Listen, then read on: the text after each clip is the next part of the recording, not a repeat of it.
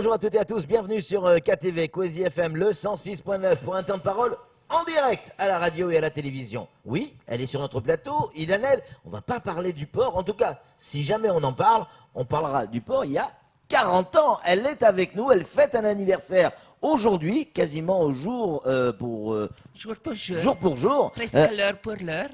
Presque l'heure pour l'heure, Idanel, bonjour.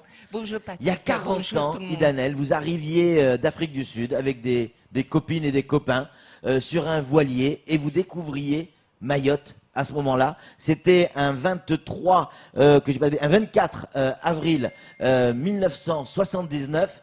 Mais vous étiez loin d'imaginer à cette époque que vous resteriez sur Mayotte. C'est pas tout à fait vrai. Vous n'êtes pas resté tout de suite sur Mayotte. Comment ça s'est passé cette arrivée ?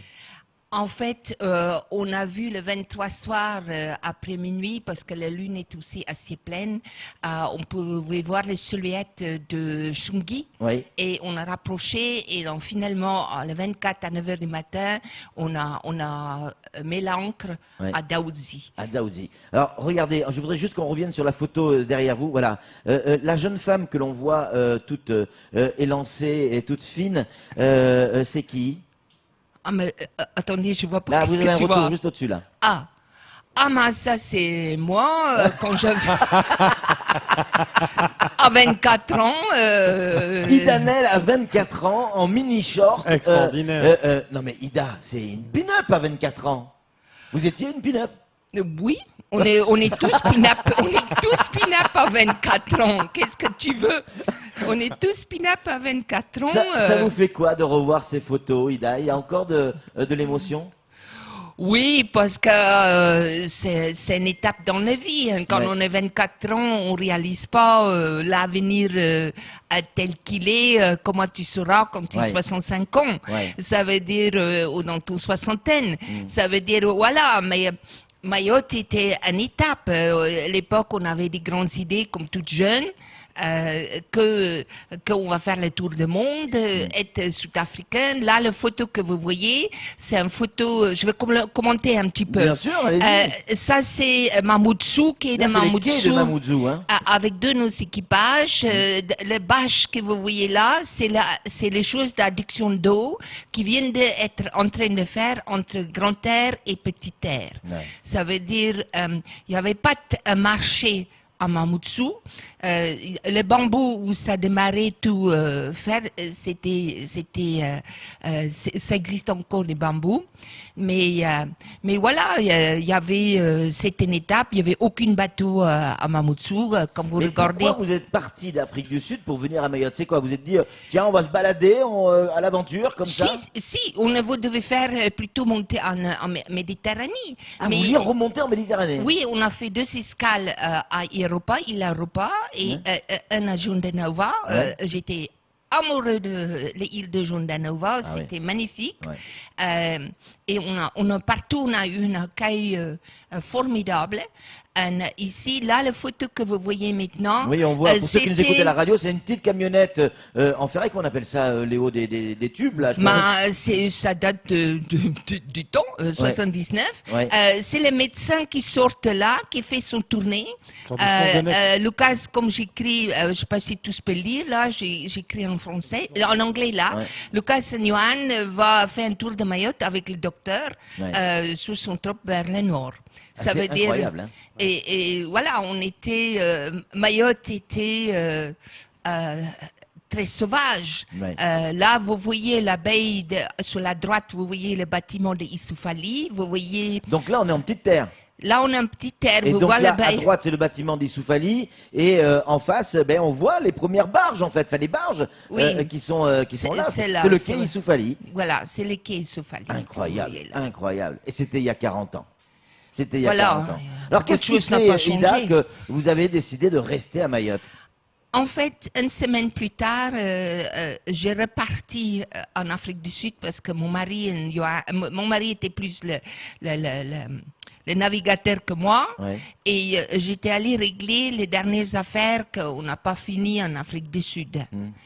On vient du monde de scénographie et tout ça. Ça veut dire, en fait, moi, j'ai parti et Johan et Lucas sont restés 6 semaines pendant que j'étais absent. Là, on a pris l'époque, l'avion, c'était le Hawker-Sedley, Oui. 5 heures pour arriver à La Réunion. Ça veut dire avec peut-être un vol par semaine, ça veut dire que tu rates pas l'avion. Ah oui, c'est clair. Et quand tu arrives à l'aéroport, c'était de tout petits bâtiments qui sont aujourd'hui un peu oubliés dans l'emprise de l'aéroport. Mais l'avion, tu fais 2 pas des bâtiments jusqu'à l'avion. Ouais. Et voilà, ça veut dire les pistes étaient en terre, en gazon et tout ça. Mayotte était encore, tu pouvais rien acheter. Un peu de choses chez Madame Issoufali, la sœur de Paul Issoufali, qui avait un peu des choses à vendre. Et les choses étaient super, super chères. Ouais. On n'était pas... on a regardé quand même notre économie. Ça veut dire par là, on ne pouvait pas juste acheter. Mais à l'époque, on pouvait acheter un poulet 1 fois par semaine. Ah oui. Un poulet 1 fois par semaine. Oui, ce poulet-là, on va sur la plage de Badanier et c'est que des choses qui restent. On mange tout. Oh, tu m'étonnes. Oui, c'est sûr, une Je veux semaine. dire, Mais pourquoi un kilo de viande, Ouais. 1 kilo de viande, 1 kilo de queue d'agneau était 160 francs. Ouais. Ça veut dire, je ne sais pas combien d'euros ça fait, mais beaucoup. Et c'est par hasard, je peux dire tout notre parcours était toujours être à le bon moment, la bonne place. Et c'est comme ça qu'on a démarré dans l'alimentaire. D'accord, mais pourquoi l'alimentaire? Moi, je m'imagine, j'arrive sur un voilier avec des potes, des copines. Bon, déjà, je suis pas sûr qu'on descend du voilier, hein. Ça, c'est mais sûr. bon, imaginons, on arrive, C'est très plus bien. un équipage que des copines. D'accord, très bien. Donc, je descends sur une île que je ne connais pas, qui s'appelle Mayotte. Je vois que la vie est chère, mais moi, ça me vient pas à l'idée. Tiens, mais je vais aller vendre des poulets puisque la vie est chère. Et c'est ce que vous êtes dit. Non, il y a une opportunité, c'était arrivé par des gens qui sont devenus après des amis, parce qu'il y avait juste Balou. Balou, c'est tout. Balou, si tu veux acheter un contrat plaqué, tu attends jusqu'à aucun bateau faire une escale 6 ou 8 mois. Il y avait pendant 3 mois qu'on n'avait pas de bateau. Mais je crois qu'on a il n'y une avait photo. pas de gaz. On a retrouvé une photo où vous allez chez Balou, du reste. On a allé acheter le pain chez Balou. Ça, c'est une expédition. On se rend pas compte maintenant. Hein. Non, aujourd'hui, on est complètement dans la modernité. C'est comme hier, quand j'ai fait un point avec mon équipe, je dis oui, le cyclone de Souka. Qui a vécu un cyclone? Bon, on n'était pas nombreux. Mais pas à Tahiti, ailleurs, pas à Mayotte. J'ai dit, Naoum, qui est le chef là, je dis, il dit, mais madame, je suis née en 82. J'ai dit, bah ouais, c'est qu'en 83, 84, tu vas rien souvenir. Non, je pense, je sortira sûrement ici fin d'année un livre. Ah bon? Parce que je pense que beaucoup de monde ne sait pas. En Grande Terre, il y avait 3 voitures. Tu peux imaginer ça? Peut-être c'est ça pourquoi on n'a pas encore fait des routes. En Grande Terre, il y avait 3 voitures. Tu Et vois, et c'était il y a 40 ans seulement. Seulement. Et en 40 ans, En 40 ans, oui.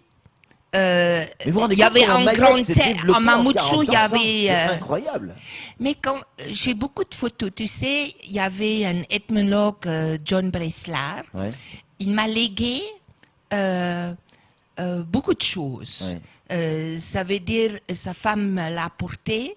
Et j'ai énormément de photos. J'ai 7 CD avec énormément de photos de 75 à 81.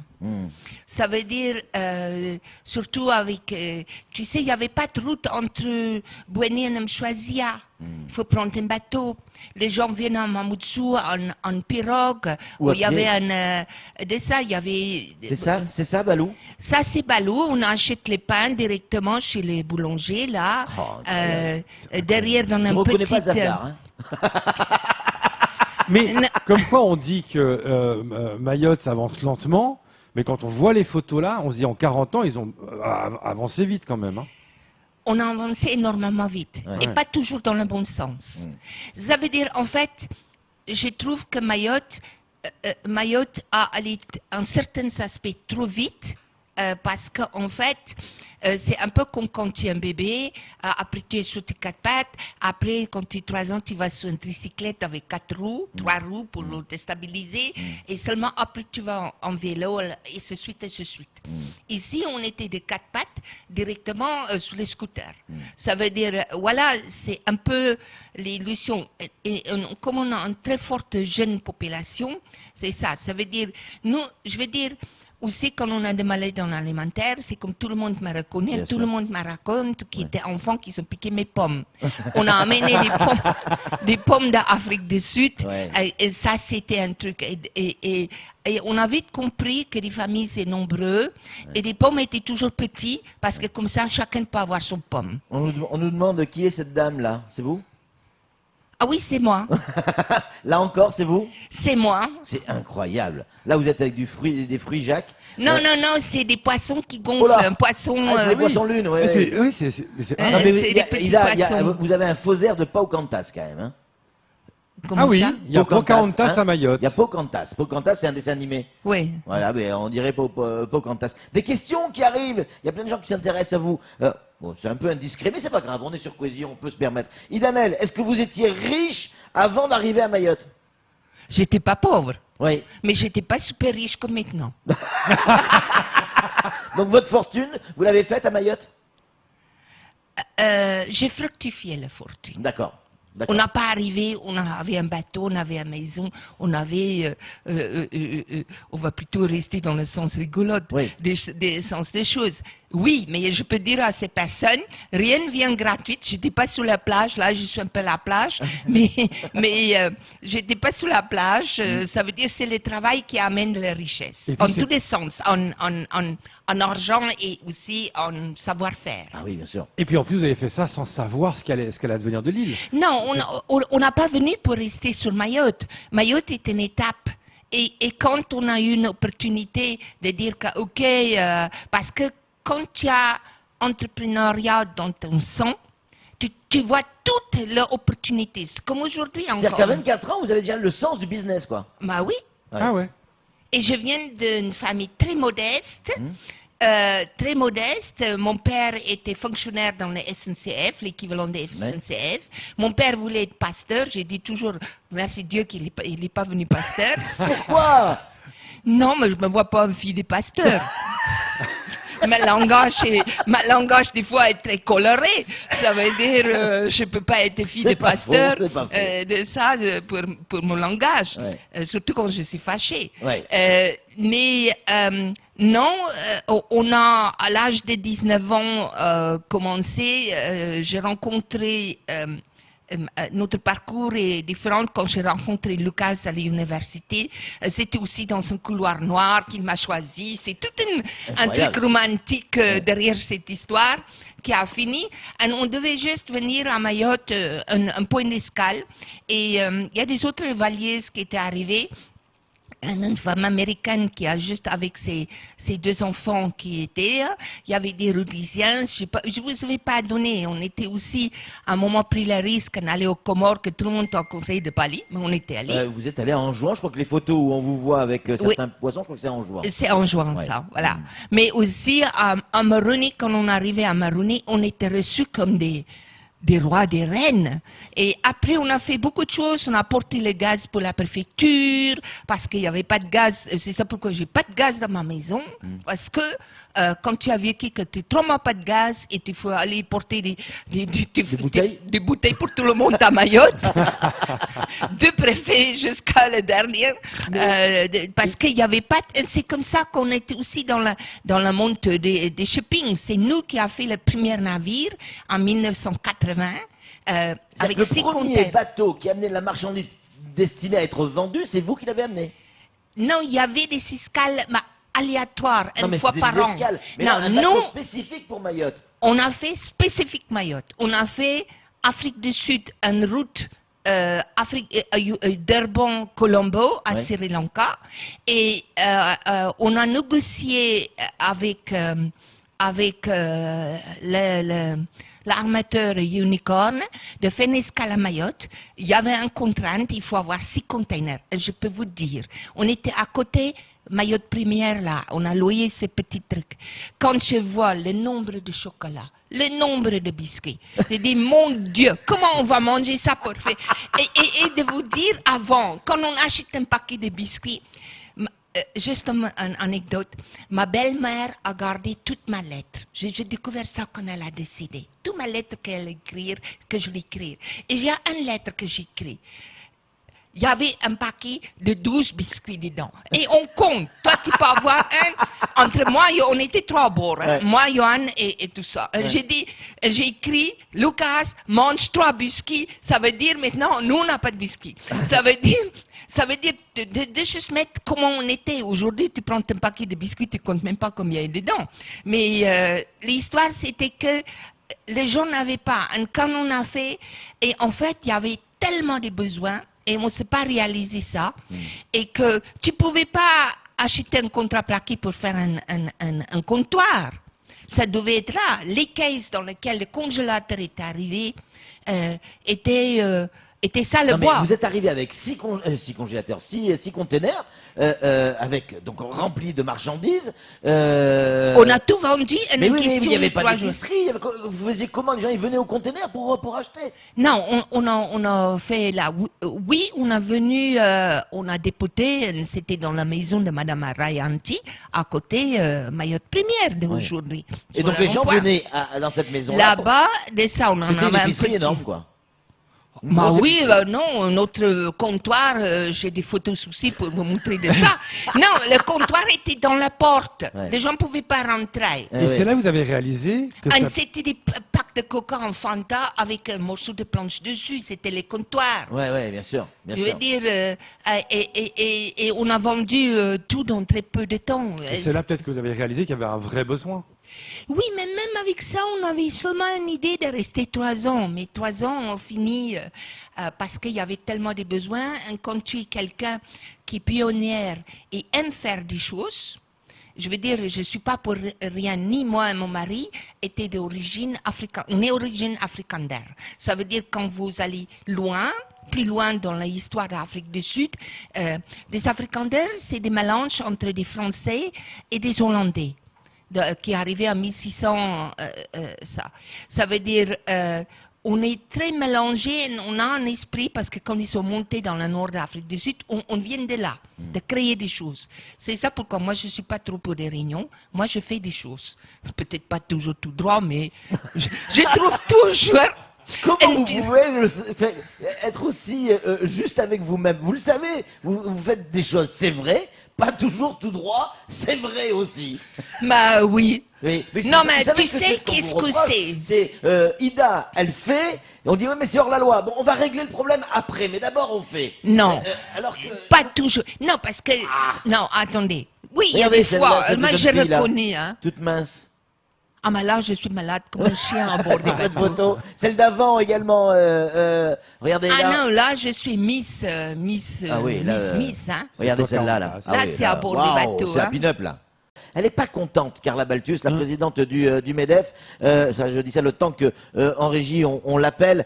Pourquoi? Eh bien, elle trouve dommage, voire même choquant, que la ministre des Outre-mer soit venue à Mayotte sans même avoir visité le monde économique et notamment les partenaires sociaux. Et pourtant, la ministre a répondu sur ce plateau, à votre place, Idanel, hier. Elle a dit, il y a eu le club entreprise et on n'a pas vu Carla Balthus. Oui, puis- Hier, il y a quand même eu une visite d'une usine, notamment je crois que c'est la laiterie de Mayotte, avec Olivier Novou. Et elle a expliqué aussi que régulièrement, elle recevait Carla Balthus à Paris et que là, cette fois-ci, elle avait fait des choix différents. Ça fait 4 fois qu'elle vient, etc. Qu'est-ce qu'elle en pense, Carla Balthus? Est-ce qu'elle est en ligne? Je vais tenter le mot magique. Carla, bonjour. Ça n'a pas marché. Ça n'a pas marché. Non mais Excusez-moi, mais allez-y, le Lisa. monde économique est toujours oublié par les gens de Paris, parce qu'en fait, ils viennent pas d'un monde économique. Ça veut dire, je pense que tous les fonctionnaires doivent aller travailler au moins 1 an dans une vraie entreprise, des petits, des grands, des moyens, qui voient comment ça se passe. Ouais. Parce que comme ça, quand on était de l'autre côté Donc des vous barrières, comprenez la colère de Carla? je ne sais pas s'il fait en colère, mais je veux dire, elle exprimait ces choses. C'est bien s'ils ont allé voir la laiterie, mais il y a plusieurs secteurs qui n'est pas visité. Ouais. Il y a plein d'entreprises. Elle va voir toujours des formations, des trucs comme ça. Ouais. Au lieu de voir les réalités sur le terrain, qu'est-ce que les entreprises vivent. On l'a au téléphone, Carla Balthus. Carla, bonjour. Oui, bonjour Patrick, bonjour à tous les auditeurs, bonjour Ida. Bonjour, Carla. Merci. Il y a 40 ans, je pense que j'avais peut-être l'âge de Johan. Hein. Ah ouais, mais on a eu des messages, Madame la Présidente du MEDEF. On a vu des photos de Idanel il y a 40 ans en maillot de bain. Maintenant, on veut voir des photos de Carla Balthus il y a 40 ans en maillot de bain. Ben, c'est ce que j'ai dit, j'avais l'âge du petit garçon à côté de Ida, donc c'est pas très intéressant, je pense. Bon, Carla, on va redevenir sérieux. On a pu s'entretenir pendant la visite ministérielle, celle de, il y en a eu deux, donc on va préciser, celle notamment de Annick Girardin. Et on a échangé ensemble et vous m'avez dit c'est presque choquant de voir à quel point le monde économique est méprisé. Ah ben oui, c'est très choquant, Patrick. C'est presque inadmissible. Attendez, parce qu'il y a un bruit bizarre, vous allez me dire. J'habite pas une maison hantée, mais presque. Alors, ce que je voulais dire, c'est que effectivement, quand je regardais le programme de la ministre, j'ai vu que l'économie sociale et solidaire était mise en avant, parce que Mayotte est quand même première dans la matière. Il y a un beau travail qui est fait qu'il faut saluer. Mais quand on vient faire le bilan, puisque la ministre a parlé de réunion de chantier, on doit parler des entreprises. Parce que sans les entreprises, comment vous sortez tous ces chantiers? Donc pour moi, le plan de développement, c'est d'abord des infrastructures, c'est de la construction, c'est du bâtiment, c'est du BTP. C'est tout ce qu'on a... On a parlé du transport, de la mise en place des transports en commun. On sait que la grève a commencé par les problèmes sur le transport scolaire. Je veux dire... Même la base du mouvement, tout ce qui concerne la base du mouvement, faire le point de ce qui se passe dans les établissements scolaires. Enfin, c'est pas dans le programme. Carla, on lui a posé la question. Ça ne reflète pas la réalité, comme vient de dire Ida, ça ne reflète pas la réalité. Oui. On parle du port, de l'aéroport, on parle de beaucoup de choses. Et on doit voir les acteurs économiques, c'est pas normal. Mais on lui a posé la question hier, Carla. On a posé la question à la ministre. On lui a dit que vous n'étiez pas contente. Elle dit, mais je la reçois régulièrement à Paris. Elle a répondu également qu'il y avait un club entreprise. Il ne faut pas s'arrêter à ma personne. J'ai bien dit les partenaires sociaux. Oui. J'ai bien dit le monde économique. Oui. J'ai pas dit Carla Balthus. Oui. Non, là, je pense qu'il y a un gros malentendu. Oui. J'ai bien dit le monde économique. Le monde économique, c'est quoi? C'est la FMBTP, c'est la CPME, c'est la CAPEB, c'est l'UDP, c'est le MEDEF Mayotte. C'est ça le monde économique. C'est aussi la fameuse plateforme. Le métier, c'est à toi de nous le rappeler, Ida. Et donc, c'est tout ça le monde économique. Les partenaires sociaux, c'est les patrons et les salariés. On est quand même d'accord sur cette définition. Tout à fait. Donc, à aucun moment, j'ai dit il faut absolument voir Carla Balthus. Effectivement, comme elle a dit, quand je demande à être reçue à Paris, je suis reçue. Donc, la question n'était pas autour de ma personne. La question, c'était nous qui sommes là, nous qui faisons vivre Mayotte, nous, comme Ida, il y a 40 ans, qui sommes venus nous installer ici, qui sont là depuis des années, qui faisons vivre, qui donnons du travail, donnons du travail aux salariés. Hein, il ne faut pas oublier qu'un salarié nourrit 10 personnes à Mayotte. Ben, c'est ce pourquoi je suis pas contente. Je suis choquée qu'on ne soit pas dans les programmes ministériels et autres. Oui, alors, tout à fait Carla, normal. le fait qu'elle ait, elle nous a parlé également de ce club d'entreprise où elle a regretté que le MEDEF ne soit pas présent. Il y a eu également cette visite. Il y a eu également cette visite hier. Je crois que c'était hier ou avant-hier. Non, hier à la laiterie de Mayotte. Il y a quand même une touche sur le monde économique. Ce n'est peut-être qu'une touche. Mais oui, il y a une touche. Comme vous avez dit, c'est une touche, mais une touche, ça ne suffit pas pour pouvoir s'exprimer sur les difficultés. Le club entreprise, c'était une réunion de 18h à 20h. D'accord? Premièrement. Deuxièmement, c'était des invitations individuelles. J'ai été invitée en tant que chef d'entreprise de la société CMTB, mais pas en tant que présidente du MEDEF. Peut-être que la présidente du MEDEF aurait fait un peu plus d'efforts d'y aller. J'en sais rien. Mais ce que je veux dire, c'est qu'il y a des difficultés. Les difficultés, c'est quoi, Patrick?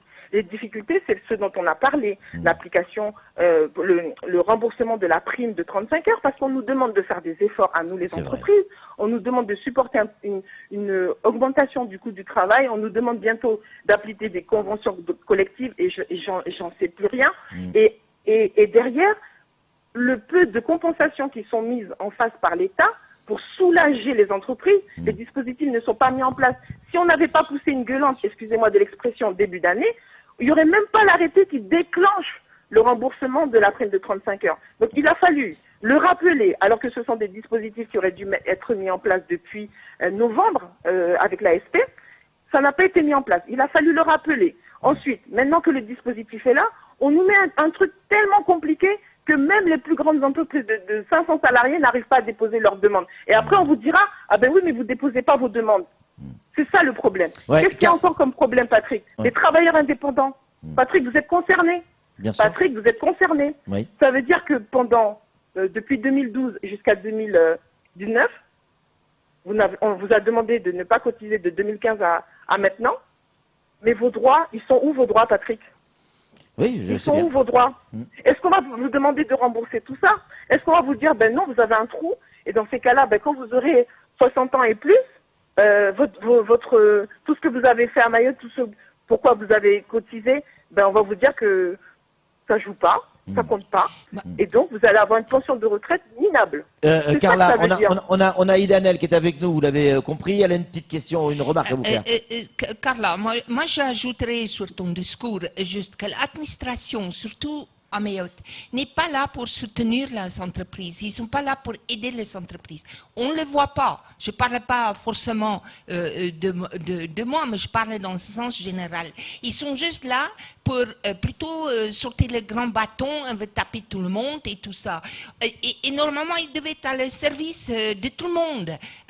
Normalement, c'est le premier métier de l'administration. Ouais. Et on voit, non, on va juste contrôler, on va juste faire ceci, cela. Ça veut dire, tant que cette attitude n'a pas changé, toi, tu peux m'engueuler le temps que tu veux, ça ne va rien changer. Hein?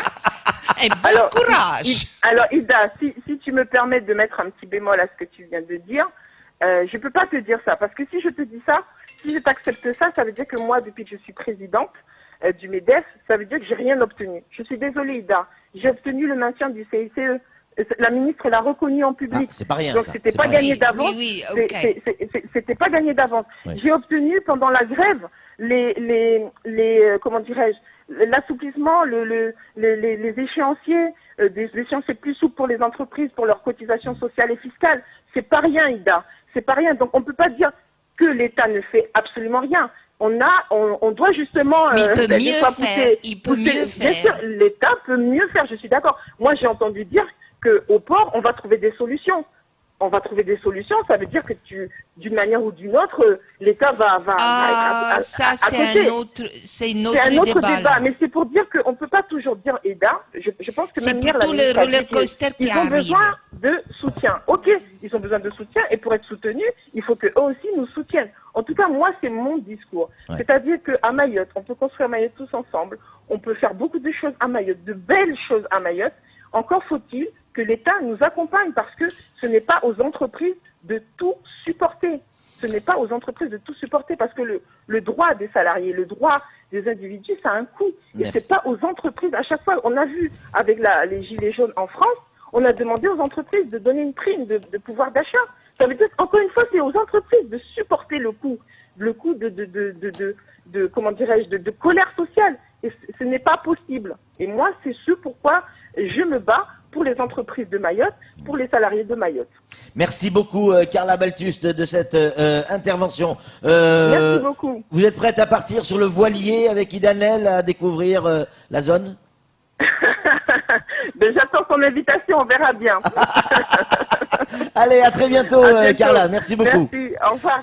Deux mots sur le dernier point météo qu'on vient de recevoir à l'instant. Je vous le lis, on le découvre ensemble. La forte tempête tropicale Kenneth se situait à 3 heures du matin à 260 km au nord-nord-est de Mayotte. Celle-ci se déplaçait en direction de l'ouest, c'est-à-dire vers Mayotte, à 24 km/h dans son déplacement. Elle génère sur Mayotte un vent fort atteignant 70 km/h et des rafales pouvant atteindre les 100 km/h sous orage. Il y aura évidemment un autre bulletin autour de 13 heures. En attendant, Météo France appelle à la vigilance, prudence dans les déplacements. Quoi qu'il en soit, Kwesi vous tiendra au courant parce que c'est déjà la fin de cette matinale. Vous savez, si vous allez sur l'infokwesi.fr et que vous vous abonnez, c'est gratuit. Vous recevez une notification à chaque fois qu'il y a une information nouvelle. Et dès que l'on va déclencher l'édition spéciale qui sera probablement entre 10h et 11h ou peut-être même midi en fonction des événements. Pardon, Ida? Qu'est-ce qu'il dit pour le houle? La Parce hou- que moi, j'inquiète pour le port. Des Parce que vagues si de on a 4 un Marriott avec un houle de 4 mètres, Il y a vagues de des, 4 c'est à ce 8 qu'ils Le disent, container des qui part houles en de mer. 4 mètres et certaines vagues peuvent monter jusqu'à 8 mètres. 8 mètres dans certains cas.